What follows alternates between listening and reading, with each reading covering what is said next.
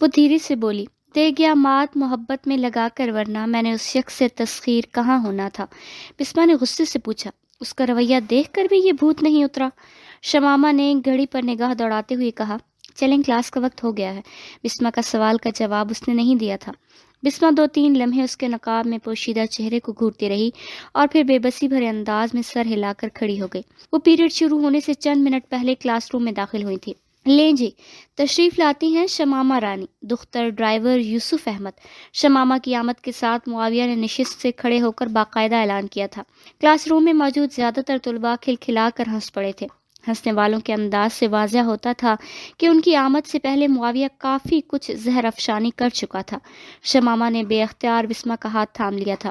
اس کے ہاتھ کی کپکپاہٹ محسوس کرتے ہی بسما نے اپنے دوسرے ہاتھ سے اس کے ہاتھ کی پشت کو پیار سے سہلایا، گویا اسے حوصلہ دے رہی ہو۔ دیکھیں جی، مجھے محبوبہ کی طرف سے ملنے والا پہلا تحفہ۔ اس کے شل ہوتے احساسات اور زخمی سوچوں سے بے خبر معاویہ نے جیب سے لفافہ نکال کر لہرایا۔ آپ لوگ اگر سوچ رہے ہیں کہ اس لفافے میں کوئی اعلیٰ موبائل فون، قیمتی گھڑی یا اس قسم کی کوئی چیز ہے تو آپ کی سوچ نہایت سطحی ہے۔ یہ بہرحال میں زیادہ دیر آپ کے صبر کو نہیں آزماؤں گا۔ یوں بھی میں نے وعدہ کیا تھا کہ شمامہ رانی، دختر ڈرائیور یوسف احمد کی آمد پر اس قیمتی تحفے کی رونمائی ہوگی، اور میں وعدے پر قائم ہوں۔ یہ کہتے ہوئے اس نے لفافہ کھول کر گزشتہ دن شمامہ رانی کا دیا ہوا پراٹھا کھول کر سب کی آنکھوں کے سامنے لہرایا۔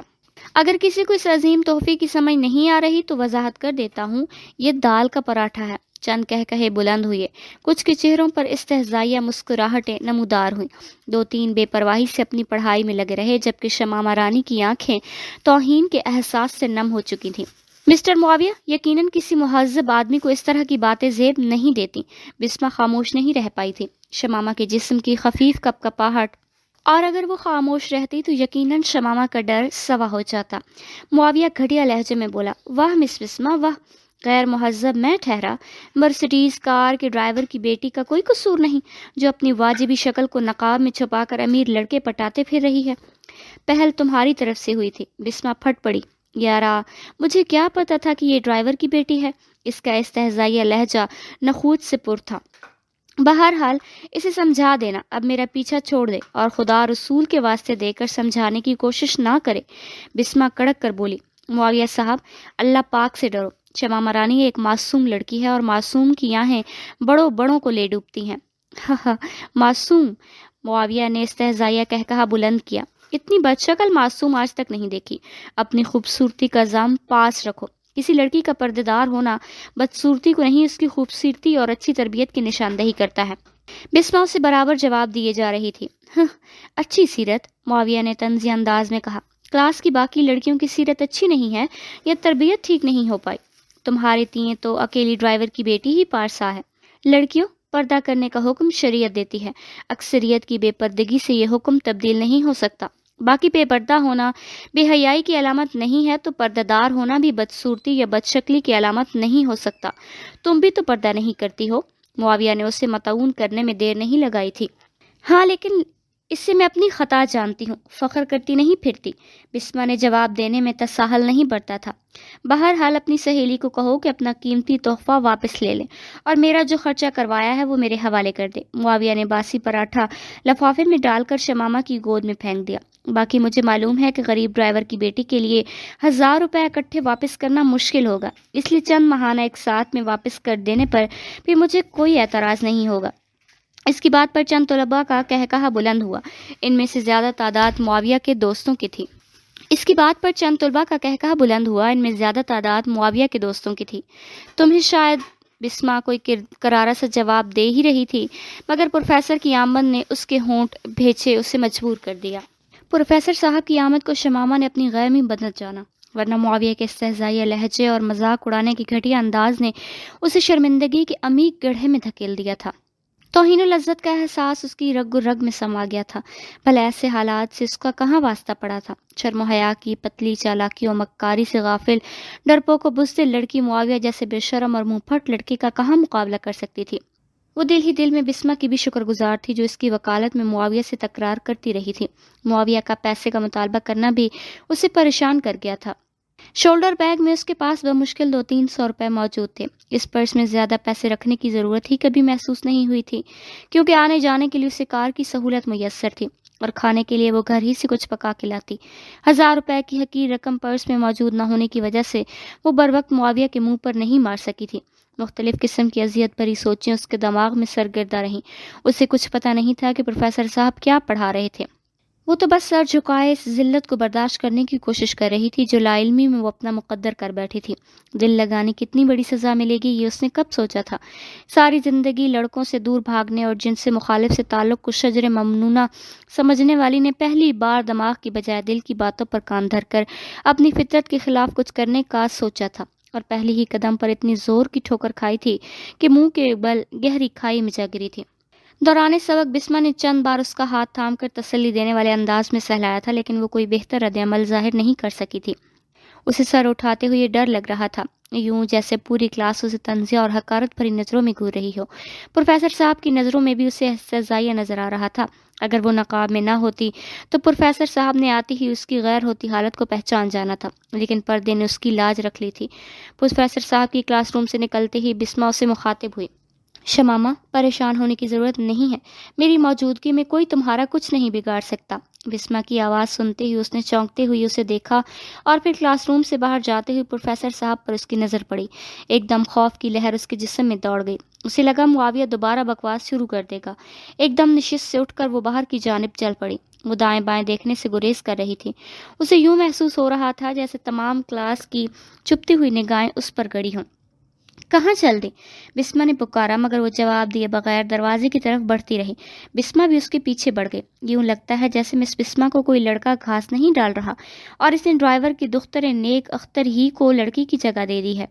یوں بھی لڑکوں کے ساتھ مس شمامہ رانی کی شکل کافی ملتی ہے، صرف نسوانی آواز کا ہی فرق ہے۔ معاویہ بظاہر عقیل کو مخاطب تھا، لیکن اس کی آواز بہرحال اتنی اونچی ضرور تھی کہ باہر جاتی بسما اور شمامہ نے آسانی سے سن لیا تھا۔ بسما کے قدم جواب دینے کے لیے رکے، مگر پھر وہ ارادہ ملتوی کرتے ہوئے شمامہ کے پیچھے کلاس روم سے نکل گئی۔ بس کرو یار، تم بہت زیادتی کر چکے ہو، عقیل نے اسے سمجھانے کی کوشش کی۔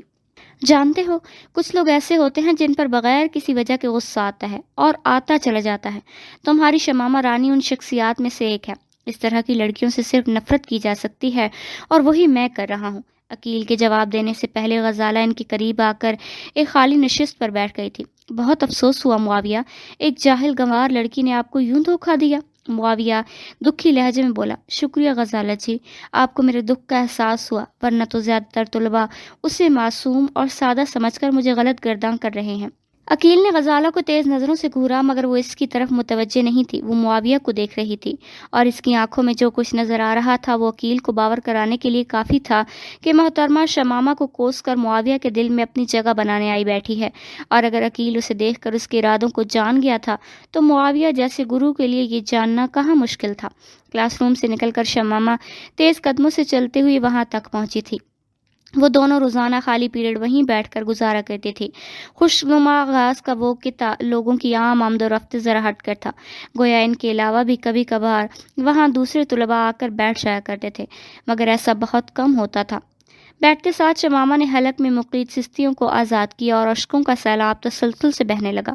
شمامہ، ایسے تو نہیں کرتے، دیکھو تم یونیورسٹی کی طالب علم ہو، دیکھو تم یونیورسٹی کی طالبہ ہو۔ غریب یا مفلس ہونے کا یہ مطلب نہیں ہے کہ کسی سے کم ہو یا جس کی جو مرضی آئے بکنا شروع کر دے۔ قریب بیٹھ کر بسما اس کی پیٹھ سہلاتے ہوئے تسلی دینے لگی۔ شمامہ جواب دیے بغیر سسکیاں بھرتی رہی۔ رونے سے کیا حاصل ہوگا؟ کیا اس طرح کسی بیہودہ لڑکی کو اس کی ہرزہ سرائی کا جواب مل جائے گا، یا اس کی طرح لوگوں کے سامنے تمہارا بے گناہ ہونا ثابت ہو جائے گا؟ تمہیں بھی میری بے گناہی میں شک ہے؟ سسکیاں بھرتے ہوئے اس نے گلہ کیا، ایسا کچھ نہیں ہے میری جان، میں بس یہ سمجھانے کی کوشش کر رہی ہوں کہ کسی سے ڈرنے خوف کھانے کی ضرورت نہیں ہے، اور نہ کسی کی بکواس کے جواب میں خاموشی سادھنے کی ضرورت ہے۔ اس کی رکت بھری آواز گونجی، تو کیا کروں؟ میں ہوں ہی ڈرپوک اور بزدل، لڑکے تو کیا کسی لڑکی کو بھی جواب نہیں دے سکتی، بسما ڈانٹنے کے انداز میں بولی۔ تو رونے سے بھی مسئلہ حل نہیں ہونے والا، آنسو اختیار ہوتے ہی اور نہ رکنے ہی سے سوکھتے ہیں، بس چھپائے جا سکتے ہیں، اور انہیں چھپانے کے لیے ہی کلاس روم سے نکل کر یہاں آ بیٹھی ہوں۔ بسما دکھی لہجے میں بولی، کب تک چپ ہوگی؟ یہ ظالم دنیا بزدلوں سے جینے کا حق چھین لیتی ہے۔ وہ بے بسی سے پوچھنے لگی، وہ ایسا کیوں کر رہا ہے؟ بسما آخر میں نے اس کا کیا بگاڑا ہے؟ خود ہی یہ کھیل شروع کیا اور اب خود ہی سیخ پا ہو رہا ہے۔ اپنی سب سے بڑی دشمن تم خود ہو شمامہ، یقین کرو اس دن کیفیٹیریا میں وہ شگفتہ کے سامنے یوں دب کر بات کر رہا تھا گویا وہ اس کی پروفیسر ہو۔ معاویہ صاحب کی نرمی اور ظرف جس سے ہم دونوں متاثر ہوئی تھی صرف ڈر کے مرہون منت تھا، ورنہ اس کا اصل چہرہ میں نے آج دیکھا ہے۔ مجھ میں اتنی ہمت نہیں ہے کہ بہادری دکھا سکوں، میں بس رو سکتی ہوں غصے کی حالت میں، ڈر کی وجہ سے، ڈانٹ کھا کر، کسی سے لڑائی ہونے پر، کسی زیادتی کا سامنا کرنے پر مجھے رونا آتا ہے اور میں روتی ہوں۔ اس سے بڑھ کر کسی رد عمل کی توقع مجھ سے عبث ہے۔ میری جان، میں ہوں نا تمہارے ساتھ۔ بسما نے کندھے کے گرد بازو گھماتے ہوئے اس کے بازو کو تھام کر اپنے ساتھ زور سے بھینس لیا۔ ان بیہودہ اور بدقماش لڑکوں کا سامنا کیسے کرنا ہے یہ میں سکھاؤں گی۔ کسی سے ڈرنے اور خوف کھانے کی ضرورت نہیں ہے۔ اب رونا بند کرو اور جلدی سے میرا پراٹھا نکالو، بھوک سے بری حالت ہو رہی ہے۔ آخری فکرہ اس نے مسکراتے ہوئے ادا کیا۔ پریشانی کی وجہ سے پراٹھا بنانا بھول گئی تھی۔ چشمہ اتار کر اس نے آنکھوں پر الٹا ہاتھ پھیرا۔ گویا تمہاری لڑائی لڑ کر میں وقت ضائع کر رہی تھی۔ بسما نے آنکھیں نکالی۔ تو میری طرفداری صرف پراٹھے کے حصول کے لیے تھی؟ آنکھوں میں خفگی بھرے شمامہ نے اسے گھورا اور پھر دائیں بائیں کا جائزہ لے کر اسے نقاب اتار کر ہینڈ بیگ سے رکمال نکالا اور آنسوں سے گیلے ہونے گالوں کو صاف کرنے لگی۔ تمہیں کیا غلط فہمی تھی؟ بسما کے ہونٹوں پر شرارتی مسکراہٹ ابھری۔ پلیز مجھے اکیلا چھوڑ دو۔ اچھی طرح جانتے ہوئے بھی کہ بسما شرارت کر رہی ہے، شمامہ دوبارہ رونے پر تیار ہو گئی۔ اگر ایک آنسو بھی بہایا تو جوتیوں سے خبر لوں گی۔ اس کی آنکھوں میں نمی ابھرتے دیکھ بسما کڑک کر بولی، حد ہوتی ہے یار، اتنا بے قیمت اور سستا نہ کرو ان موتیوں کو۔ یہ خاص مواقع پر بہانے کا انمول پانی ہے۔ ایسے اوقات جب الفاظ ساتھ چھوڑ جائیں، جب الفاظ گنگ ہو جائیں، جب شکر کی زیادتی کو جملوں میں نہ سمیٹا جائے، جب ناقابل تلافی دکھ چمٹ جائے، جب بولنے سے زیادہ خاموش رہنا بہتر ہو، اور جب معاملہ ایسی ہستی جس کا ہو کوئی نعم البدل ملنا ممکن نہ ہو، تب جذبات کے اظہار کے لیے بہانا گھاٹے کا سودا نہیں ہوگا۔ تم نے تو موقع محل دیکھے بغیر ہی شروع ہو جاتی ہو، تقریر اچھی چاڑ لیتی ہو۔ شمامہ کے ہونٹوں پر زخمی مسکراہٹ ابھری، دکھی چہرے پر ہنسی بھی عجیب منظر پیش کرتی ہے، یوں جیسے دھوپ میں بارش ہو رہی ہو یا آگ میں پھول کھلا ہو۔ بسما بے ساختہ بولی، نقاب اوڑھ لو، کہیں میری نظر ہی نہ لگ جائے۔ طنزیہ ہنکار بھرتے ہوئے شمامہ نقاب اوڑھنے لگی، اور اس کی وجہ بسما کا مشورہ نہیں، قریب آتے لڑکوں کی ٹولی تھی۔ میرا خیال ہے کیفے سے کچھ کھانے کو لے آتی ہوں۔ بسما نے اٹھنے کے لیے پر تولے۔ شمامہ نے جلدی سے پوچھا، تمہارے پاس کتنے پیسے ہوں گے؟ بسما نے پرس میں ہاتھ ڈالا۔ واپسی پر اس کے ہاتھ نے 1000 کا اور چند سرخ نوٹ پکڑے ہوئے تھے۔ یہ نوٹ مجھے دے دو، کل واپس کر دوں گی۔ اس نے بے تکلفی سے بسما کے ہاتھ سے 1000 کا نوٹ لے لیا تھا۔ کیا ضرورت ہے اس کا مطالبہ پورا کرنے کی؟ تم نے منت تو نہیں کی تھی کہ تمہیں کچھ کھلائے پلائے؟ یوں بھی ایک گلاس جوس اور برگر کی قیمت 1000 روپے نہیں بنتی۔ بسما اس کے بتائے بغیر 1000 روپے کا نوٹ مصروف جان ہو گئی۔ بسما، میں اس سے بحث نہیں کرنا چاہتی اور نہ اسے بکواس کرنے کا موقع فراہم کروں گی۔ 1000 روپے کی حقیر رقم سے اگر میری خلاصی ہو سکتی ہے تو یہ گھاٹے کا سودا نہیں ہے۔ بھول ہے تمہاری۔ رذیلوں کے سامنے عاجزی اختیار کرنا حماقت ہے۔ ایسے لوگ اس آدمی کے افعال کو بزدلی پر محمول کرتے ہیں، اور ڈرنے والوں کو دہشت زدہ کرنا ان کی فسادی فطرت کا خاصہ ہوتا ہے۔ میں صرف چائے لوں گی۔ 1000 کا نوٹ شولڈر بیگ میں ڈالتے ہوئے شمامہ نے اس کی نصیحت کو ہوا میں اڑایا۔ بسما پیر پٹکتے ہوئے کیفے کی طرف بڑھ گئی تھی، جبکہ وہ لفافے میں بند باسی پراٹھے کے چھوٹے چھوٹے ٹکڑے کر کے کیاری میں لگے ایروکیریا کے درخت کی جڑوں میں ڈالنے لگی۔ انسانوں کی خوراک کے قابل نہ ہونے کے باوجود وہ حشرات الارض کا رزق بن سکتا تھا۔ پراٹھے کے ٹکڑے کرتے ہوئے آنکھوں میں گزشتہ کل کا منظر ابھرا جب اس نے معاویہ کی طرف لنچ باکس بڑھایا تھا۔ اس کی اداکاری کو یاد کرتے شمامہ کی آنکھوں کے گوشے دوبارہ بھیگنے لگے۔ فوراً اس کے دماغ میں بسما کی تنبیہ گونجی، جب ناقابل تلافی دکھ چمٹ جائیں یا معاملہ ایسی ہستی کا ہو جس کا نعم البدل ملنا ممکن نہ ہو، تب جذبات کے اظہار کے لیے آنسو بہانا گھاٹے کا سودا نہیں ہوگا۔ آنکھوں سے بہتے پانی نے اعلان کیا کہ شاید اسے ناقابل تلافی دکھ چمٹ گئے تھے، شاید معافیہ کا نعم البدل ملنا ممکن نہیں تھا، شاید الفاظ اس کا ساتھ چھوڑ گئے تھے، شاید اس کی زبان گنگ ہو گئی تھی۔ وہ بسما کی غیر موجودگی کا کھل کر فائدہ اٹھانے لگی، یہاں تک کہ اسے چائے کے ڈسپوزل کپ پکڑے بسما اپنے قریب آتی دکھائی دی۔ 2 پیریڈ وہیں گزار کر وہ کلاس روم کی طرف بڑھ گئی۔ نشست سنبھالنے سے پہلے شمامہ نے 1000 کا نوٹ معاویہ کے سامنے رکھ دیا۔ بیچاری ڈرائیور کی بیٹی، شاید اتنی دیر سے 1000 روپے کے حصول کی تگ و دو میں تھی۔ حقارت بھرے انداز میں کہتے معاویہ نوٹ کو چھوٹے چھوٹے ٹکڑوں میں پھاڑنے لگا۔ یہ شمامہ سے نفرت کی انتہا تھی۔ اپنی امارت کا اظہار تھا یا غرور و تکبر، اس بارے میں شمامہ کوئی اندازہ نہیں کر سکی۔ آنکھوں پر لگا چشمہ اس کی کمزوریوں کا امین تھا۔ اس ظالم مغرور کے سامنے اشک بہانا اس سے بالکل بھی گوارا نہیں تھا، اور جس پانی کو چھپانے کے لیے اس کی ہمت اور پلکیں ناکام ہو رہی تھیں، اس پر کالے شیشوں والے چشموں نے پردہ ڈال دیا تھا۔ تمام خواتین و حضرات سن لیں، مجھے شمامہ رانی دختر ڈرائیور یوسف احمد نے قرض کی خطی رقم لوٹا دی ہے۔ نوٹ کو باریک ٹکڑوں میں مقسم کر کے وہ ہوا میں اڑاتا ہوا اس نے شمامہ کے دل پر ایک اور چرکا لگایا، کلاس فیلوز کو ہنسنے کا ایک اور موقع فراہم کیا، شمامہ کے حوالے اپنی غلطی پر پچھتانے کی ایک اور وجہ کی، اور غربت و عمارت کے فرق کو مزید اجاگر کیا۔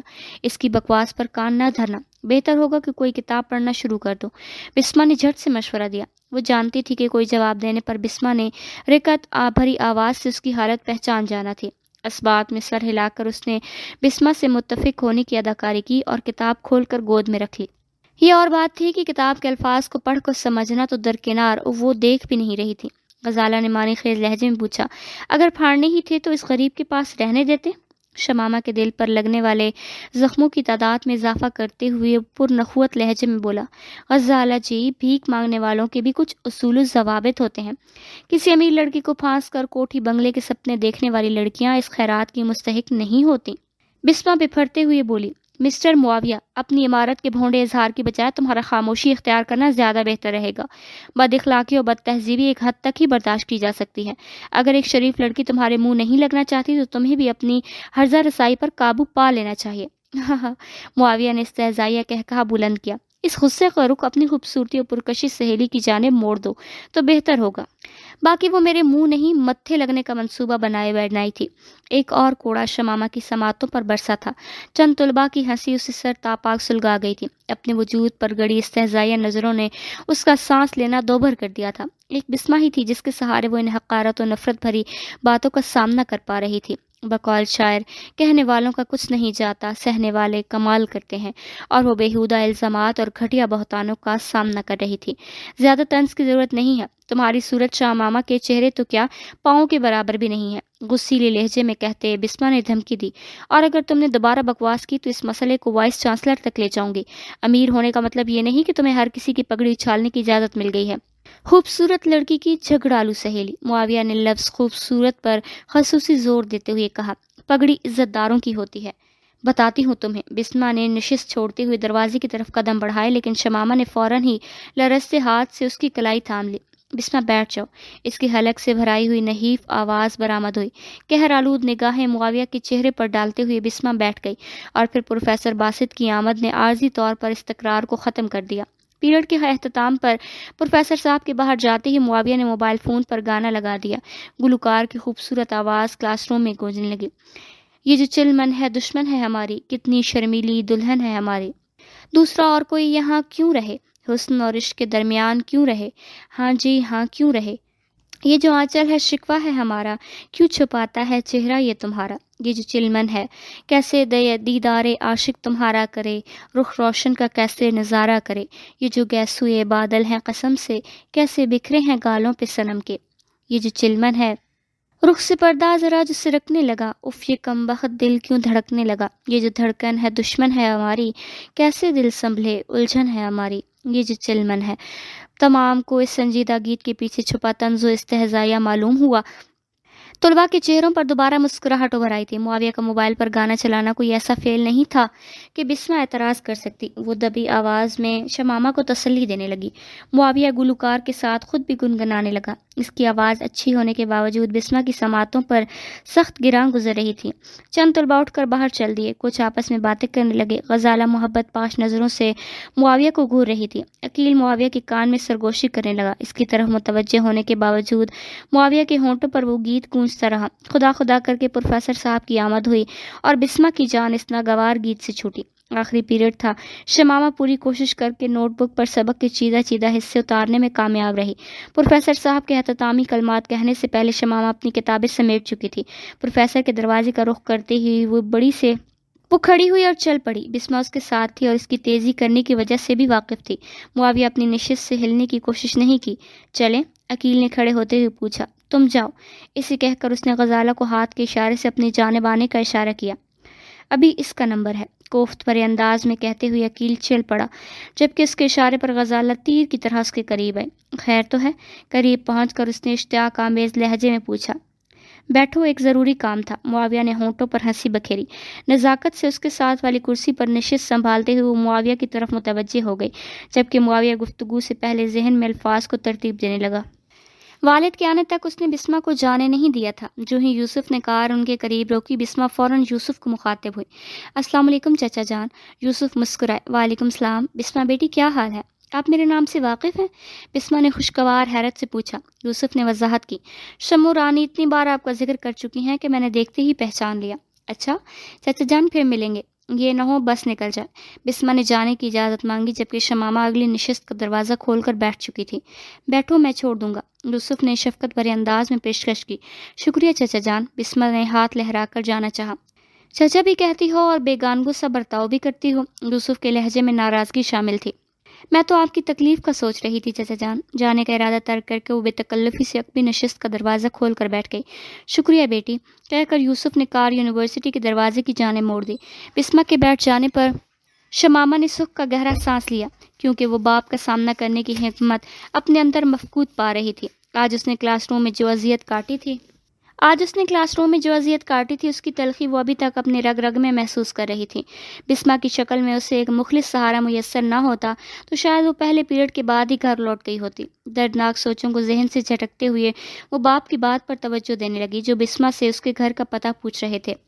بسمہ کے بتانے پر وہ مسرت سے بولے، یہ اسٹاپ تو ہمارے راستے ہی میں آتا ہے، آپ ایسا کیا کریں، آج کے بعد روزانہ ہمارے ساتھ آ جایا کریں، اس بہانے گپ شپ بھی ہو جایا کرے گی۔ بسمہ نے ہچکچاتے ہوئے کہا۔ آپ کو زحمت ہوگی چچا جان۔ زحمت تب ہوتی جب آپ کو چھوڑنے کے لیے خصوصی طور پر جانا پڑتا۔ راستے میں آنے والے اسٹاپ سے اپنی بیٹی کو اٹھانا کون سی زحمت ہے؟ شمامہ نے پیچھے مڑ کر دیکھتے ہوئے شوخ لہجے میں کہا۔ وضاحتیں کرنے کی ضرورت نہیں ہے بابا جان، ایسے ہی نخرے دکھا رہی ہے۔ یوسف کھلکھلا کر ہنس پڑے تھے اور بسمہ مخصوص انداز میں انگلی لہرا کر اسے دھمکی دینے لگی۔ بسمہ کا اسٹاپ آنے تک شمامہ کی جان والد کے سوالات سے چھوٹی رہی۔ بسمہ کے رخصت ہوتے ہی گفتگو کا رخ اس کی جانب مڑ گیا۔ دن کیسا گزرا میرے بیٹے کا؟ آپ اچھی طرح جانتے ہیں، پڑھائی بندے کو ذہنی طور پر تھکا دیتی ہے۔ اس نے زومانی انداز اپنا کر والد کو تسلی دینا چاہی، کیونکہ جھوٹ وہ بولتی نہیں تھی اور اس وقت سچ بولنا نہایت مشکل تھا۔ وہ معاویہ کے رویے کے بارے میں والد کو کچھ بھی بتانا نہیں چاہتی تھی، کیونکہ اسے امید تھی کہ ایک دو دن کے اندر معاویہ کے ہرزہ سرائی نے تھم جانا تھا، اور خواہ مخواہ والد صاحب کو پریشان کرنا عقل مندی نہیں تھی۔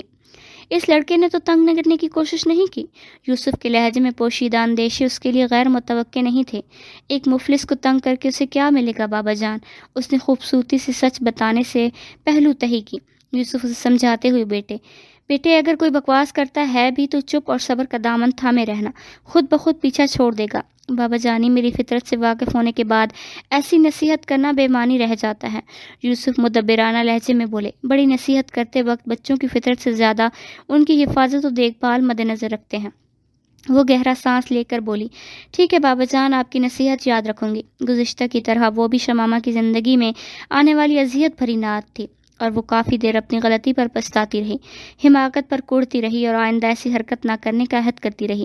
پچھلی پوری نے اس نے جگا کر گزاری تھی، اس لیے مشکل ہی سہی، لیکن نیند کی دیوی آخر کار اس پر مہربان ہو ہی گئی۔ خواب میں بھی وہ پریشان کن خیالات اور بری سوچوں سے پیچھا نہیں چھڑا سکی۔ صبح ناشتے کے بعد ایک بار تو اس نے چھٹی کرنے کا ارادہ کیا، مگر پھر یہ سوچ کر کہ کب تک ان حالات سے منہ چھپا کر گھر بیٹھ پائے گی، وہ یونیورسٹی جانے کے لیے تیار ہو گئی۔ اس کے والد اپنے کمرے میں تھے۔ شمامہ کو گاؤن میں تیار دیکھ کر وہ حیرانگی سے پوچھنے لگے، کہاں کی تیاری ہے شمو رانی؟ آپ نہیں جانتے اس وقت کہاں جانتی ہوں؟ شمامہ نے خفگی اظہار کی۔ وہ اطمینان سے بولے، میرے خیال میں تو اتوار کو چھٹی ہوتی ہے۔ شمامہ پر گویا گھڑوں پانی پڑا تھا۔ خفت بھری ہنسی اس کے ہونٹوں پر نمودار ہوئی اور وہ واپس اپنے کمرے میں گھس گئی۔ اس بھول پر دن بھر یوسف احمد اسے چھیڑتے رہے تھے۔ اگلے دن گھر سے نکلتے وقت اس نے بسمہ کو کال کر کے سٹاپ پر پہنچنے کا کہہ دیا تھا۔ وہ انہیں منتظر ملی تھی۔ کار میں گھستے ہی اس نے سلام کہا اور یوسف کا حال احوال پوچھنے لگی۔ بسمہ تعلقات بنانے کی ماہر تھی، لوگوں سے فوراً گھل مل جانا اس کی فطرت ثانیہ تھی۔ یوسف احمد سے دوسری ہی ملاقات میں وہ یوں بے تکلف ہوئی تھی کہ جیسے وہ اس کے سگے چچا ہی تو ہوں۔ انہیں یونیورسٹی اتار کر یوسف احمد چلے گئے۔ پیریڈ شروع ہونے میں کچھ وقت باقی تھا۔ کلاس روم میں جانے کی بجائے وہ اپنی مخصوص جگہ پر بیٹھ کر گپ شپ کرنے لگی۔ بسمہ نے پوچھا، اس بےہودہ انسان نے کوئی کال وغیرہ تو نہیں کی؟ منہ سے کچھ کہے بغیر شمامہ نے نفی میں سر ہلا دیا۔ اگر آج اس نے کوئی گھٹیا حرکت کی تو میں وائس چانسلر کو شکایت کیے بغیر نہیں رہوں گی۔ بسمہ کے لہجے میں معاویہ کے لیے سخت نفرت ابل رہی تھی۔ شمامہ اسے سمجھاتے ہوئے بولی، دفع کرو بسمہ، بحث و تکرار یہ شکوے شکایت سے مسائل کا حل نہیں نکالا کرتے۔ اینٹ کا جواب پتھر سے دینے سے جھگڑے ختم نہیں ہوتے، بڑھتے ہیں۔ بسمہ نے کہا، خاموش رہنے سے زیادتی کرنے والے کو پیش قدمی کی ترغیب ملتی ہے۔ شمامہ نے نفی میں سر ہلایا، ترغیب نہیں ملتی، اس کی حوصلہ شکنی ہوتی ہے۔ باقی جہاں تک معاویہ کا تعلق ہے تو اس بیچارے کی سوچ ہی اتنی ہے، مجھے سیٹزادی سمجھنے کی غلط فہمی اس سے برداشت نہیں ہو پا رہی۔ کسیانی بلی گھمبا نوچے کے مستاق گھٹیا انداز سے بہتان تراشی اور کردار کشی پر اتر آیا ہے۔ اس کی بکواس کو نظر انداز کرنے سے دیکھنا 2-3 دنوں تک پیچھا چھوڑ دے گا۔ بسمہ خوشگوار حیرت سے بولی، تمہاری باتوں سے اندازہ ہوتا ہے کہ اس کی محبت کو دل سے نکالنے میں کامیاب رہی ہو۔ شمامہ نے دھیمے لہجے میں کہا، ایک شاعر کہتا ہے، میں نے چاہا تھا زخم بھر جائیں، زخم ہی زخم بھر گئے مجھ میں، یہ جو میں ہوں ذرا سی باقی ہوں، وہ جو وہ تھے وہ مر گئے مجھ میں۔ شکر ہے۔ بسمہ نے اطمینان بھرے انداز میں گہرا سانس لیا۔ پیریڈ شروع ہونے سے 5-6 منٹ پہلے وہ کلاس روم کی طرف بڑھ گئیں۔ کلاس روم میں داخل ہوتے ہی شمامہ کی نگاہ معاویہ کی نشست کی طرف اٹھی۔ اسے موجود پا کر دل کی دھڑکن تیز ہونے لگی۔ سماعتیں کسی گھٹیا بہتان، کسی زہریلی انکشاف اور کسی لچر الزام سننے کے لیے تیار ہو گئی، مگر خلاف توقع وہ اس کی جانب دیکھے بغیر اپنے دوست سے محو گفتگو رہا۔ شمامہ کا اطمینان اگلے 2 پیریڈ کے دوران بحال ہو گیا۔ اسے یقین ہو گیا تھا کہ اپنی خاموشی کے ذریعے وہ معاویہ جیسے منہ پھٹ اور بیہودہ شخص سے جان چھڑانے میں کامیاب رہی تھی۔ تیسرا پیریڈ خالی تھا۔ اس کے وہم و گمان میں بھی نہیں تھا کہ وہ پیریڈ اتنا بڑا ہنگامہ لانے والا تھا۔ چلے، پروفیسر صاحب کے کلاس روم سے نکلتے ہی بسمہ مستفسر ہوئی۔ شمامہ اسبات میں سر ہلاتے کھڑی ہو گئی۔ دونوں پہلو بپہلو چلتے ہوئے دروازے کی جانب بڑھی۔ بسمہ دائیں جانب جبکہ شمامہ اس کے بائیں جانب چلتے ہوئے اس سے بات کر رہی تھی۔ شمامہ کی نشست سے 3-4 کرسیاں چھوڑ کر غزالہ بیٹھی تھی۔ شمامہ جیسے اس کے پاس سے گزری، غزالہ نے غیر محسوس انداز میں اپنی ٹانگ پھیلائی۔ بسمہ کی طرف متوجہ شمامہ اس کی ٹانگ کو دیکھ ہی نہیں پائی۔ غزالہ کی ٹانگ سے ٹکرا کر وہ بری طرح لڑکھڑائی۔ بڑی مشکل سے وہ نیچے گرنے سے بچی تھی۔ ابھی تک وہ بیچاری پوری طرح سنبھل بھی نہ پائی تھی کہ غزالہ غراتے ہوئی اٹھی۔ دیکھ کر نہیں چل سکتی، اندھی ہو؟ سوری غزالہ، میں دیکھ نہیں سکی۔ وہ ہکلائی تھی۔ یہ تمبو منہ سے ہٹاؤ گی تو کچھ نظر آئے گا نا؟ غزالہ نے بدتمیزی کا مظاہرہ کرتے ہوئے ایک دم ہاتھ بڑھا کر جھٹکے سے اس کا نقاب کھینچ لیا تھا۔ اس کے ساتھ ہی اس کی آنکھوں پر لگا چشمہ بھی نیچے گر گیا۔ یہ چونکہ معاویہ کا ترتیب دیا ہوا ڈرامہ تھا، اس لیے شمامہ کو دروازے کی طرف بڑھتا دیکھ وہ اپنے قیمتی موبائل فون کا کیمرہ آن کر چکا تھا۔ اس کا ارادہ ایک مفلس بدصورت کی ویڈیو بنا کر اسے بے عزت کرنا تھا۔ چہرے سے پردہ ہٹتے ہی شمامہ ہکا بکا رہ گئی۔ اس کے وہم و گمان میں بھی نہیں تھا کہ غزالہ اتنی بےہودگی کا مظاہرہ کرے گی، لیکن معاویہ کے سر پر گرنے والا حیرت کا پہاڑ شمامہ کی حیرت سے کئی گنا بڑھ کر تھا۔ شمامہ کا حسین چہرہ دیکھ کر اسے گمان ہوا کہ وہ کوئی خواب دیکھ رہا ہے۔ موٹی سیاہ آنکھیں جو حیرانی اور دہشت سے مزید پھیل گئی تھیں، باریک گلابی ہونٹ، ہلکے گلابی گال، کمان گھنی کمان بھویں، کشادہ پیشانی جو دوپٹے سے ڈھکی ہوئی تھی، بیضوی تھوڑی سراہی دار گردن، ستواں ناک، ہر عضو ہی کمال کو پہنچا ہوا تھا۔ اسے بنانے کے لیے رب نے جن فرشتوں کو مقرر کیا تھا، یقیناً ان کے پاس وقت کی کمی نہیں تھی، اس لیے انہوں نے وہ چہرہ بناتے ہوئے کوئی دقیقہ فروغ گزاشت نہیں کیا تھا۔ حیرت و دہشت کے بعد شمامہ کے چہرے پر غصہ ابھرا۔ غزالہ کی طرف دیکھتے ہوئے وہ کوئی سخت الفاظ منہ سے نکالنے ہی لگی تھی کہ اس کی نظر ویڈیو بناتے معاویہ پر پڑی۔ ایک دم ساری کہانی سے واضح ہو گئی۔ وہ اتنی گھٹیا حرکت کر سکتا تھا، یہ شمامہ سوچ بھی نہیں سکتی تھی۔ اس کی اتنی زیادتیوں کے بعد بھی دل کے کسی کونے میں اس کے لیے نرم گوشہ محفوظ تھا، مگر یہ معلوم ہوتے ہی کہ اسے بے پردہ کرنے کے پیچھے اصل ہاتھ معاویہ کا تھا، شمامہ صدمے کی شدت سے ذہنی توازن کھو بیٹھی تھی۔ بہت شوق ہے مجھے بے پردہ کرنے کا، وہ حلق کے بھل چیخی تھی۔ یہ لو، سب کچھ دیکھ لو۔ اس نے سر پا اوڑا دوپٹہ کھول کر پرے پھینکا۔ کالے سیاہ بال بکھرتے چلے گئے۔ 2 دن پہلے معاویہ نے طنزیہ انداز اپنا کر اس کے بالوں کو بادل سے تشبیہ دی تھی، مگر وہ بادل کیا کالی گھٹا سے بھی گھنے تھے۔ شاید یہ بھی کافی نہ ہو، میں کپڑے ہی اتار دیتی ہوں۔ دیوانگی میں مبتلا شمامہ کو کچھ پتہ نہیں تھا کہ وہ کیا کر رہی ہے۔ اس نے گاؤن اتار کر پھینکا اور جو ہی اس کے ہاتھ اپنے گریبان کی طرف بڑھے، ششتہ کھڑی بسمہ سرت سے لپکی۔ اگلے ہی لمحے شمامہ اس کی گرفت میں تھی۔ کیا بے وقوفی ہے شمامہ، چھوڑو بسما، آج اس کا شوق پورا ہونے دو، اسے دیکھ لینے دو مفلس کی بیٹی کی شکل کیسی ہے، اس کا بدن کیسا ہے، اسے ویڈیو بنانے دو تاکہ میری بدنامی کی تشہیر کر کے خوش ہو سکے۔ ہماری کون سی عزت ہے کہ برا مانیں گے؟ ہم امیر تھوڑی ہیں کہ توہین محسوس کریں گے۔ ایک ڈرائیور کی بیٹی بے پردہ تو ہو گئی ہے، بے لباس بھی ہو گئی تو کون سا آسمان ٹوٹ پڑے گا یا زمین پھٹ جائے گی؟ کم از کم سیٹھ معاویہ علی صدیقی تو خوش ہو جائے گا۔ ہماری حیثیت تو یوں بھی کیڑے مکوڑوں جتنی ہے، ان سیٹھوں کے دل بہلانے کا کھلونا ہی تو ہوتے ہیں ہم۔ چھوڑو مجھے، سیٹھ صاحب کی خواہش پوری کرنے دو، اگر ناراض ہو گیا تو بابا جان کو پیٹے گا، ان کی توہین کرے گا، میرا جینا حرام کرتا رہے گا۔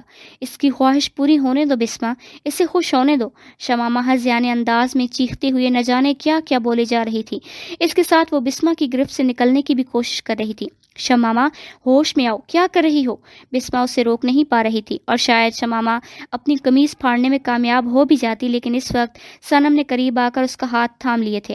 اس کا واویلا جاری رہا لیکن الفاظ و انداز بدل گیا تھا۔ تم صرف نفرت کے قابل ہو معاویہ، صرف نفرت کے۔ میں تمہیں کبھی معاف نہیں کروں گی، اور یاد رکھنا میں کمزور و بے بس سہی، میرے اللہ بہت طاقتور ہے۔ تمہیں پورے کا پورا بدلہ ملے گا، اور اسی دنیا میں ملے گا۔ میں نے اپنا مقدمہ اس کی بارگاہ میں پیش کر دیا ہے۔ جہاں دیر تو ہو سکتی ہے، اندھیر نہیں۔ وہ اپنی بے بس بندی کی فریاد کو رائیگاں نہیں جانے دے گا۔ دیکھ لینا، اور تم ضرور دیکھو گے، تمہیں کبھی چین و سکون نصیب نہیں ہوگا۔ جیسے تم نے مجھے رلایا، اذیت دی، نفرت و حقارت کے قابل سمجھا، یوں ہی تمہارے ساتھ بھی ہوگا، انشاءاللہ ضرور ہوگا۔ آج کی تاریخ اپنے پاس لکھ لینا، بھول نہ جانا یہ وقت، جگہ اور دن۔ میرا رب تم سے پوچھے گا معاویہ، تم سے ضرور پوچھے گا۔ عدل کرنے والا میرے ساتھ بھی انصاف کرے گا۔ یاد رکھنا، تم یاد رکھنا، تم سے پوچھا جائے گا، تمہیں دکھا دیا جائے گا۔ اس کا چیخنا بتدریج آہستہ ہوا اور وہ ان دونوں کے بازوؤں میں جھول گئی۔ معاویہ موبائل فون پکڑے سن کھڑا تھا۔ اس کا دماغ معاف ہو گیا تھا، اس کے سوچنے سمجھنے کی صلاحیتیں گویا سلب ہو چکی تھیں، یہاں تک کہ اسے موبائل فون بند کرنا بھی یاد نہیں رہا۔ اچانک عقیل نے آگے بڑھ کر اس کے ہاتھ سے موبائل فون لے کر اس کی جیب میں ڈالا اور اسے دروازے کی طرف کھینچا۔ دوسری کلاسوں کے طلباء بھی شمامہ کی چیخو پکار سن کر وہاں پہنچ گئے۔ غزالہ شرمندہ سی وہاں سے ہٹ گئی۔ بسما نے دوپٹے سے شمامہ کا چہرہ ڈھانپ لیا تھا۔ پلیز یار، یہ لڑکے وغیرہ یہاں سے نکل جائیں، لڑکیاں خود ہی اسے سنبھال لیں گی۔ یہ کہنے والا رضوان تھا، اور اس کی کوششوں سے لڑکے وہاں سے نکل گئے تھے۔ بسما نے کہا، صنم ایک گلاس پانی تو لے آؤ۔ صنم اوپر نیچے سر ہلاتی دروازے کی جانب بڑھ گئی تھی۔ ان کی کلاس کی چند لڑکیاں شمامہ کی ہتھیلیوں کی مالش کرنے لگیں۔ کچھ اور لڑکیاں وہاں آ کر معاملے کو سمجھنے کی کوشش کر رہی تھیں۔ نئے آنے والیاں وہاں جمگٹاپ بنا کر گھڑی ہونے والیوں سے صورتحال پوچھ رہی، اور پھر آہستہ آہستہ بھیڑ جھٹنے لگی۔ کچھ لڑکیوں کے چہروں پر شمامہ کے لیے ہمدردی تھی، کچھ منہ بناتے اور کندھے اچکاتے ہوئے پیچھے مڑ گئیں۔ ان کی نظر میں چہرے سے پردے کا ہٹنا اتنی بڑی قیامت بھی نہیں تھی کہ یوں چیخ چیخ کر بے ہوش ہوا جاتا۔ کچھ اسے شمامہ کا نفسیاتی مسئلہ سمجھ رہی تھی۔ ہر انسان کے سوچنے کا انداز جدا ہوتا ہے، ترجیحات الگ ہوتی ہیں، اور فائدے نقصان کے معیار مختلف ہوتے ہیں۔ وہاں بھی جتنے منہ تھے اتنی باتیں، اور جتنے دماغ تھے اتنی سوچیں، لیکن یہ بھی حقیقت ہے کہ کسی کے پاس اتنا بھی فالتو وقت موجود نہیں تھا کہ وہاں پکے ڈیرے ڈال کر مکمل تحقیق کے پیچھے پڑتا۔ جلدی شمامہ کے ساتھ صرف صنم اور بسما رہ گئی۔ ہوش میں آ کر بھی وہ گمسم بیٹھی تھی۔ بسما نے پانی کا گلاس اس کے ہونٹوں سے لگایا اور وہ خاموشی سے پانی پینے لگی۔ پانی کا خالی گلاس فرش پر رکھتے ہوئے بسما نے نرمی سے کہا، اٹھو گاؤن پہن لو۔ وہ خاموشی سے کھڑے ہو کر گاؤن پہننے لگی۔ 2-3 لمحوں کے بعد وہ اپنے حلیے میں آ گئی۔ بھلا کوئی ایسی بے وقوفی بھی کوئی کرتا ہے؟ اسے کرسی پر بٹھا کر بسما دوسری نشست سنبھالی اور نرم لہجے میں اسے سمجھانے لگی۔ اچھا میں چلتی ہوں۔ انہیں خلوت مہیا کرنے کے لیے صنم جانے کے ارادے سے کھڑی ہو گئی۔ شکریہ صنم بہن، بسما ممنونیت بھرے لہجے میں کہہ کر دوبارہ شمامہ کی جانب متوجہ ہو گئی، جبکہ صنم کے قدم دروازے کی طرف بڑھ گئے۔ بتاؤ نہ کیوں اتنا غصہ آ گیا تھا میری شمو رانی کو؟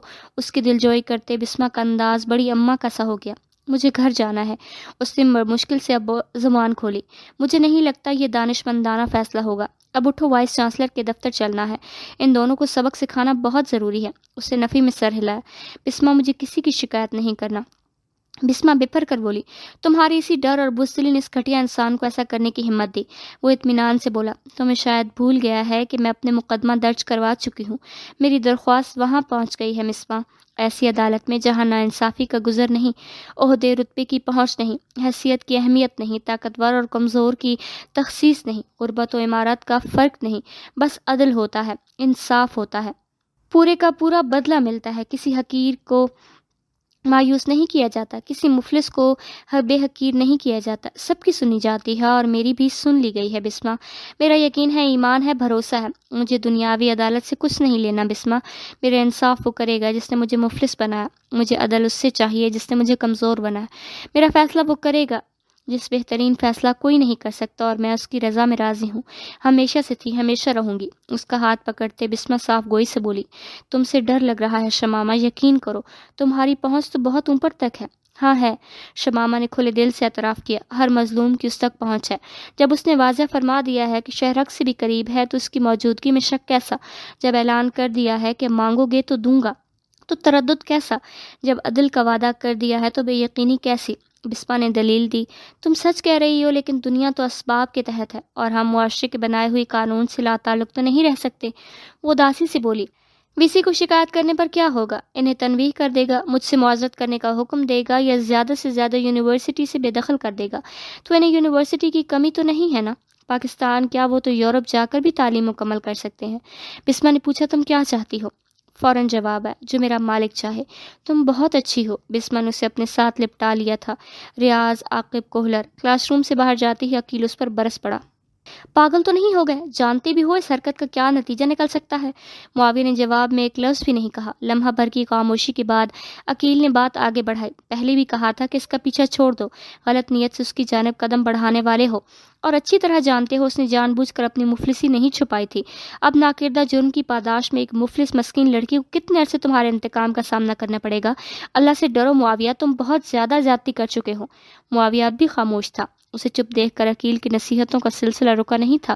وہ بے تکان بولتا رہا اور معاویہ سر جھکائے سنتا رہا۔ ایسا پہلی مرتبہ ہو رہا تھا کہ عقیل کی کڑوی کسیلی باتوں پر وہ کوئی رد عمل ظاہر نہیں کر رہا تھا، ورنہ عقیل کی باتوں کو تو وہ چٹکیوں میں اڑا دیتا تھا۔ وہ ہر لحاظ سے عقیل پر فائق تھا، شکل و صورت، ذہانت و عقل مندی، مال و دولت، پڑھائی، کھیل کود، بحث مباحثہ، کوئی بھی کام ایسا نہیں تھا جس میں عقیل برتر ہو، تو کیا اس کے برابر ہی ہوتا؟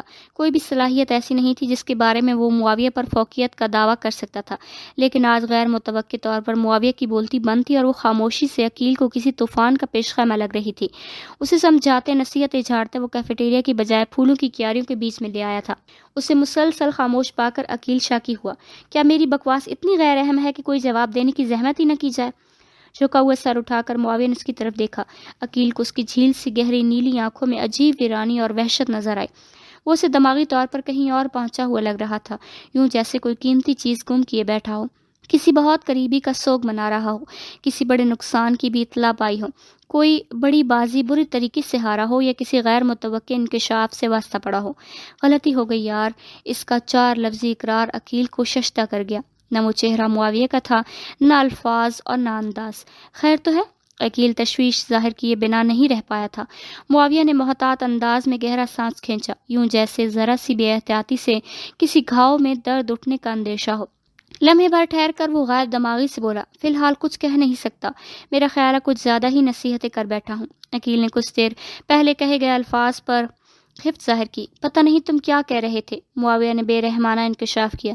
ایک لمحے کو تو عقیل کو یوں محسوس ہوا جیسے معاویہ نے اس کے چہرے پر زور کا تھپڑ رسید کیا ہو۔ گویا اتنی دیر سے وہ جو قیمتی نصیحتیں منہ سے اگل رہا تھا ان کی اہمیت پادر خر کے برابر بھی نہیں تھی۔ اس کی یہ خوش فہمی بھی ہوا بن کر اڑ گئی کہ معاویہ کا غلطی تسلیم کرنا اس کی وجہ سے تھا۔ یہ صدمہ سہنے میں اسے چند لمحے لگے تھے۔ اس دوران معاویہ بے دھیانی سے دائیں بائیں گھورتا رہا۔ مجھے تمہاری طبیعت ٹھیک نہیں لگ رہی۔ عقیل کے پاس کہنے کے لیے اس کے علاوہ کچھ نہیں تھا۔ مجھے بھی، اس نے دھیمے لہجے میں اقرار کیا۔ چھٹی کر لو، عقیل نے مشورہ دیا، شاید کل ملے۔ معاویہ اس بات میں سر ہلاتا ہوا اٹھا اور عقیل سے الوداعی مصافحہ کے بغیر پارکنگ کی طرف چل پڑا۔ عقیل عجیب سی نظروں سے اس کی پیٹھ کو گھورتا رہ گیا۔ اگلے پیریڈ میں غزالہ اور معاویہ دونوں غائب تھے۔ پروفیسر باسط تک بھی اس واقعے کی خبر پہنچ گئی تھی۔ سبق کی ابتدا سے پہلے ہی انہوں نے شمامہ سے سرسری انداز میں ہنگامے کی پس پردہ وجہ جاننے کی کوشش کی۔ سر مس غزالہ کو کوئی غلط فہمی ہوئی تھی۔ معاملے پر مٹی ڈالتے ہوئے اس نے معاویہ کا نام لینے کی کوشش بھی نہیں کی۔ بہرحال یونیورسٹی کے طلباء کو تہذیب کا دائرہ چھوڑنا زیب نہیں دیتا۔ نہ جانے وہ تنبیہ اس کے لیے تھی یا غزالہ وغیرہ کے لیے، اس بارے میں سوچنے کی زحمت شمامہ نے نہیں کی۔ چھٹی کے وقت پارکنگ کی طرف جاتے ہوئے وہ بسمہ کو کہہ رہی تھی، بابا جان کے سامنے اس واقعے کا ذکر بھولے سے بھی نہ کرنا۔ وہ اطمینان سے بولی، بھولی سے کیا، میں بڑی یاد سے سارا واقعہ دہراؤں گی، بلکہ انہیں مشورہ دوں گی کہ اپنے سیٹھ صاحب سے بات کر کے معاویہ کے خلاف پولیس میں پرچہ کٹوائیں۔ پکی پکی خفا ہو جاؤں گی، شمامہ نے سنجیدہ لہجے میں دھمکی دی۔ بسمہ ہنسی، تمہاری خفگی سے ڈرتا کون ہے، پراٹھا لانا بند کر دوں گی۔ شمامہ نے مزاحیہ فکرہ بھی سخت سنجیدگی سے ادا کیا۔ بسمہ شکست خوردہ لہجے میں بولی، میں تمہاری کسی دھونس میں نہ آتی، مگر تم اتنی کمینی نکلو گی یہ میرے تصور میں بھی نہیں تھا۔ وہ کار تک پہنچ گئی تھی۔ شمامہ نے جواب دینے کی ضرورت محسوس نہیں کی تھی۔ بسمہ کے سٹاپ تک شمامہ اپنے باپ اور بسمہ کی گفتگو میں دخیل نہیں ہوئی تھی۔ بسمہ کے نیچے اترنے کے بعد وہ اس کی طرف متوجہ ہوئی۔ شمع رانی مسلسل خاموش ہے، آپ دونوں کی گفتگو سن رہی تھی۔ کہنے کی حد تک اس کی بات سچ تھی، یہ علیحدہ بات کہ اس کے پلے کچھ بھی نہیں پڑا تھا۔ اس لڑکے نے پھر تو تنگ نہیں کیا؟ بابا جان شاعر کہتا ہے، عرفی تو مندیش زیغ و غائے رکیباں، آواز سگا کم نکند رزق دارا، یعنی اے درویش مخالفین کا شور و غوغا تمہیں اندیشے میں نہ ڈال دے، کیونکہ کتوں کا بھونکنا فقیر کا رزق کم نہیں کر سکتا، مطلب تنگ کر رہا ہے۔ یوسف سنجیدہ ہو گئے۔ بابا جان، جب محسوس کروں گی کہ پانی سر سے اونچا ہو رہا ہے تو آپ کو مطلع کرنے میں غفلت نہیں برتوں گی۔ اس نے فلسفیانہ انداز اپنا کر آج کے واقعے پر پردہ ڈالنا چاہا۔ اپنا مقدمہ اللہ پاک کی بارگاہ میں پیش کرنے کے بعد اسے والد صاحب کی گوش گزار کرنا بھی گوارا نہیں تھا۔ مسئلے کی شروعات کے ساتھ اس کا سدباب کرنا عقل مندی کہلاتا ہے۔ یوسف مطمئن نہیں ہوئے تھے۔ آپ کی شمو اگر ڈرپوک ہے بھی صحیح تو بسمہ اس کی حفاظت کے لیے موجود ہے بابا جانی۔ اس نے زبردستی کہا بلند کیا، مجھے تسلی کی بجائے اصل بات جاننے میں دلچسپی ہے۔ وہ اس کے والد تھے اور بیٹی کا مصنوعی کہا اسے ورغلا نہیں سکتا تھا۔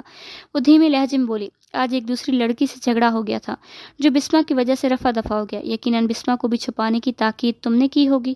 یوسف شاکی ہوئے، جی۔ تو اب اتنی بڑی ہو گئی ہو کہ باپ سے باتیں چھپانے لگو؟ یوسف نے واضح انداز میں گلہ کیا۔ آپ کی پریشانی کا خوف تھا بابا جان۔ وہ ہکلا گئی، اس لیے تو کہہ رہا ہوں کہ اب بڑی ہو گئی ہو، غلطی ہو گئی ہے، معافی چاہتی ہوں۔ اس نے ندامت سے سر جھکا لیا۔ سوچ سمجھ کر کیے ہوئے فعل کو غلطی نہیں کہتے۔ یوسف کے لہجے میں اب تک ناراضگی شامل تھی۔ بات جانے انجانے کی نہیں، غلطی تسلیم کرنے کی ہوتی ہے۔ جب مان رہی ہوں کہ میری سوچ غلط تھی تو آپ سزا دیں یا معاف کر دیں۔ ناراض تو نہ ہونا۔ وہ روحانسی ہو گئی، ناراض ہونا سزا ہی ہوتی ہے۔ یوسف شفقت سے ہنسے۔ باپ کو مسکراتے دیکھ کر اس نے سکھ کا سانس لیا۔ مجھ سے اتنی سخت سزا برداشت نہیں ہوتی۔ اس نے باپ کی جگہ جانب کھسک کر ان کے کندھے پر سر رکھ دیا۔ نیند اس کی آنکھوں سے کوسوں دور تھی۔ روزانہ وہ 10 بجے تک کھانا کھا کر کلب نکل جاتا تھا، لیکن اس دن نہ تو اسے کھانا یاد تھا اور نہ ہی کلب جانا، اور نہ وہ سونے میں کامیاب ہو پا رہا تھا۔ رہ رہ کر شمامہ کا لال بھپکا چہرہ اس کی آنکھوں میں گھومنے لگا۔ تم صرف نفرت کے قابل ہو معاویہ، صرف نفرت کے۔ میں تمہیں کبھی معاف نہیں کروں گی۔ تم سے معافی مانگی کس نے ہے؟ اس نے حقارت سے سوچا، مگر دل عجیب قسم کی بے چینی محسوس کر رہا تھا۔ شمامہ اتنی خوبصورت ہو گئی یہ اس کے وہم و گمان میں بھی نہیں تھا۔ اس وقت اپنی بے سکونی کی وجہ وہ توہین کو گردانتا تھا۔ اس نے شمامہ کو بدصورت سمجھا تھا، اسے قابل استہزاء جانا تھا اور اس وجہ سے ان کی ویڈیو بھی بنائی تھی، لیکن وہ ایسی ہو گئی یہ تو اس کی فرشتوں کو بھی پتہ نہیں تھا۔ شمامہ کے بارے اس کے لگائے ہوئے دونوں اندازے غلط ثابت ہوئے تھے۔ وہ امیر زادی نہیں، ڈرائیور کی بیٹی تھی، بدصورت نہیں، مجسمے خوبصورت تھی۔ وہ اس کی ویڈیو نکال کر دیکھنے لگا۔ اس نے برہم ہو کر سر سے دوپٹہ اتارا تھا اور سیاہ گھنے بال ساون کی گھٹاؤں کی طرح بکھرے گئے تھے۔ اتنے لمبے بال اس نے صرف شیمپو کی اشتہارات ہی میں دیکھے تھے۔ اگر ماہ تمام کی طرح تابدار چہلہ اجالے کا سبب نہ بنا ہوتا تو کلاس روم کی فضا میں تاریکی غالب آ جاتی۔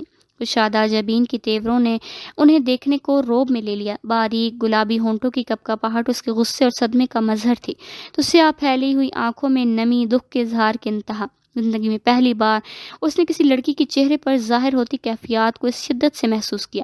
کلاس روم میں جو کچھ ہوا تھا وہ اب تک اسے سمجھ نہیں پایا تھا۔ رات کے اس لمحے بھی اس پر اپنی حالت واضح نہیں ہو رہی تھی۔ کبھی اسے شمامہ سے نفرت محسوس ہوتی اور کبھی ہمدردی ہونے لگتی، کبھی اس سے بدلہ لینے کے منصوبے سوچنے لگتا اور کبھی معاف کر دینے میں بھلائی محسوس کرتا۔ کبھی وہ مجسمے حسن معصومیت نظر آتی اور کبھی حقیر و گھٹیا۔ صبح تک وہ انہی متضاد خیالات میں کھویا اپنے رد عمل کے بارے میں سوچتا رہا۔ اس وقت تک وہ شمامہ کی ویڈیو کو 20 بار دیکھ چکا تھا۔ اسے معلوم ہی نہیں ہو پا رہا تھا کہ وہ کیوں بار بار بے اختیار ہو کر وہ ویڈیو دیکھ رہا ہے۔ اس وقت گھڑی کی سوئیاں 5 کا ہندسہ عبور کر چکی تھیں۔ جب اس پر انکشاف ہوا کہ اس کی آنکھیں شمامہ کی شکل دیکھ کر سیر نہیں ہو رہیں، وہ درجنوں لڑکیوں سے تعلقات رکھ چکا تھا جو ایک سے بڑھ کر ایک تھیں۔ تعلق کے علاوہ بھی ہزاروں لاکھوں لڑکیاں اس کی نگاہوں سے گزر چکیں، لیکن آج تک اسے شمامہ جیسی نظر نہیں آئی۔ یہ دعویٰ کرنا کہ شمامہ سے بڑھ کر کوئی حسین نہیں ہو سکتی یقیناً باطل تھا، لیکن اس میں بھی کوئی شک نہیں تھا کہ اسے شمامہ کی طرح کوئی بھی پیاری نہیں لگی تھی۔